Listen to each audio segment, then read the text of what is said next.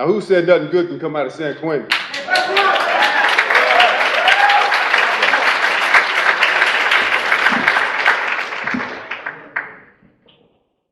Ladies and gentlemen, I stand before you today with 51 of my peers as a testament to the power of education and positive influence of the Prison University Project here at San Quentin. Perhaps the best kept secret in the California prison system, the overwhelming success of the Prison University Project is overshadowed by the notion that people in prison do not have the capacity to change, and unlike other human beings, are unworthy of higher education. More often than not, the media perpetuates these ideas by sensationalizing the darker side of humanity within these walls. But ladies and gentlemen, there's indeed a bright side to this story. And given the current crisis that our state finds itself in, the accomplishments we are celebrating today convey an important message to both the public and our elected officials in Sacramento. A message that says, the more opportunities we in prison have to learn, to value education, and see possibilities for ourselves, the greater the chance we will break the cycle of incarceration, not just for ourselves, but for future generations to come.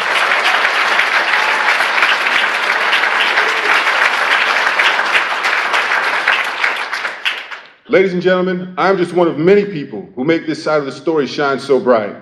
And my role in all this began the day I arrived at San Quentin. It was day 3 of a bus ride from Centinela State Prison, and 72 hours of eating peanut butter sandwiches and shackles and leg irons had taken its toll on me. At that point, all I wanted was a toothbrush and a bunk to fall down on. But having experienced a prison-to-prison transfer in the past, I knew the intake process of the new prison would be an all-day affair. Understanding this, I began thinking about what being transferred to San Quentin meant to my life. I didn't come to San Quentin by choice, so I was frustrated about being moved such a great distance from my family.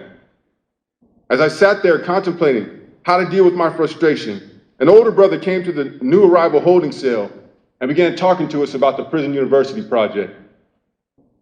He introduced himself as G, and my initial reaction to him was one of disbelief, because at that particular moment, college was the furthest thing from my mind.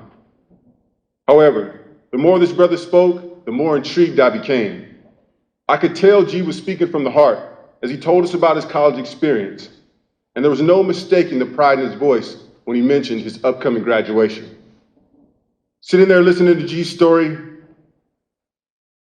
triggered some very, very powerful emotions in me.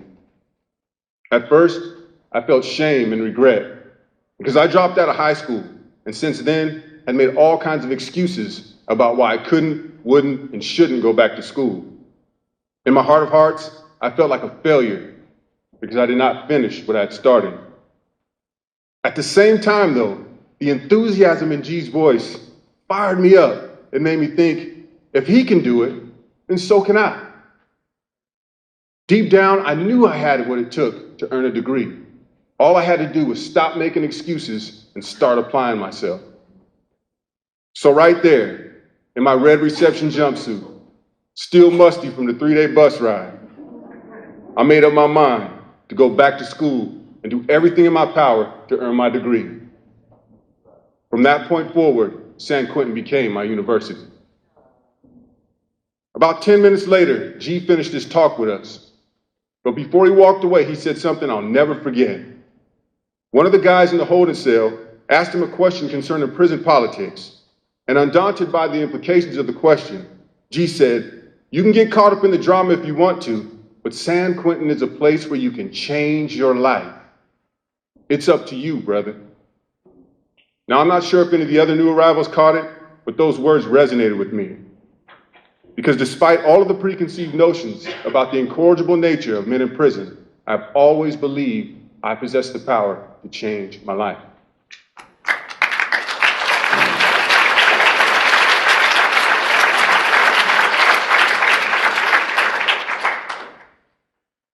That particular day, G reaffirmed my belief in change in a very, very influential way. Later that evening, I entered San Quentin's North Block with a renewed sense of purpose and ready to take on all of the challenges that lay ahead. The way I saw it, the college program represented much more than just furthering my education. It was a chance for me to overcome years of excuses and squandered opportunities. More importantly, the college program provided me with a unique opportunity to help break some of the stereotypes about people in prison, as well as become the first in my family to earn a college degree.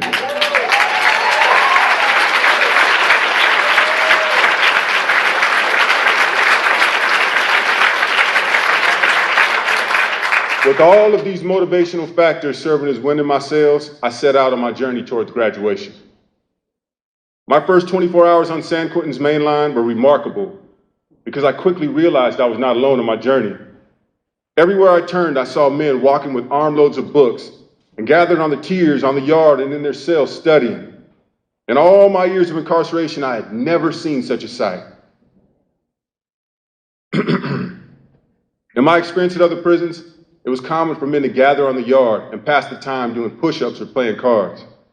Now at San Quentin, I found myself on the yard, engaged in conversations about the social ecological framework, deductive reasoning, and Kant's categorical imperative. It truly was amazing. During one of those conversations, I stood in a group of 5 men, 2 African Americans, 1 white, 1 Hispanic, and 1 Native American. And it dawned on me exactly how much of an impact education had on the men at San Quentin. Normally, prison culture forces men to divide themselves along strict racial lines and forbids socializing with other races. Failure to abide by these cultural norms often results in violent repercussions from respective races. However, it occurred to me that at San Quentin, the power of education had actually changed the culture within the prison. I found this to be extraordinary because the freedom that came with the change in prison culture allowed the men at San Quentin to see that change was possible in other areas of their life as well. This is unheard of anywhere else in the California prison system. And the more that I thought about this unusual yet positive dynamic, the more I wanted to be part of it. Fortunately, I didn't have to wait long. And before I knew it, I was enrolled in my first class, English 99A. Being back in the classroom for the first time in 20 years was one of the most exciting moments of my life. Just sitting at the desk and listening to the teachers instruct. Excuse me. Just sitting at that desk and listening to those teachers instruct sparked my love for learning and made me feel reconnected to the idea that despite my circumstances, I can still accomplish something meaningful in my life.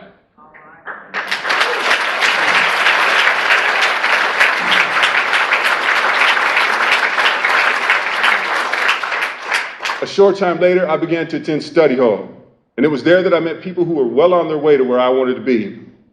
I was impressed by the high level of intellect among the students I interacted with. What I found even more compelling was their no-nonsense approach and commitment to change.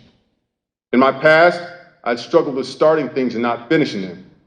And since I'd been in prison, most of the people I encountered didn't seem to care one way or the other about changing or accomplishing anything in their lives.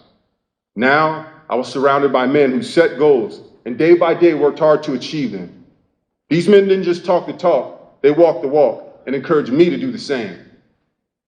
Their consistency served as a model for me to emulate and helped me develop the work ethic and study habits necessary to guide me towards my goals. These tools would prove to be essential because all the late night reading, writing multiple drafts of papers, and asking for help when I needed it required a tremendous amount of self-motivation.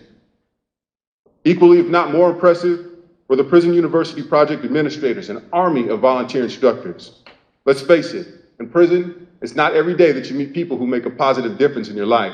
But from day one, Jody, Nicole, Jennifer, Amy, Kara, and all of the volunteers have been making a difference in mine. Prior to arriving at San Quentin, all I'd seen in prison were gun towers and cell blocks. And all I'd heard from both cop and convict alike were reminders of what I did not have and could not do.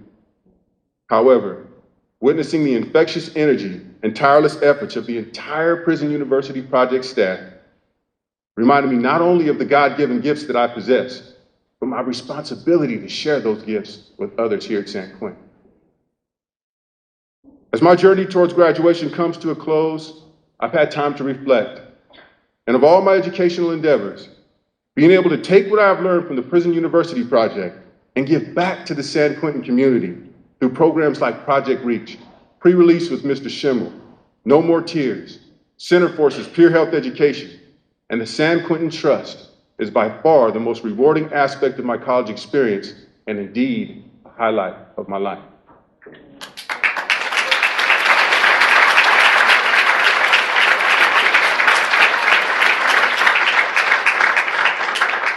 Make no mistake, I'm proud of my individual accomplishments.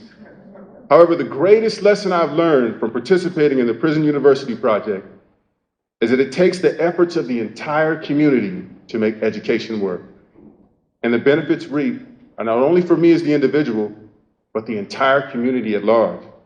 Thus, education is a community effort with community benefits.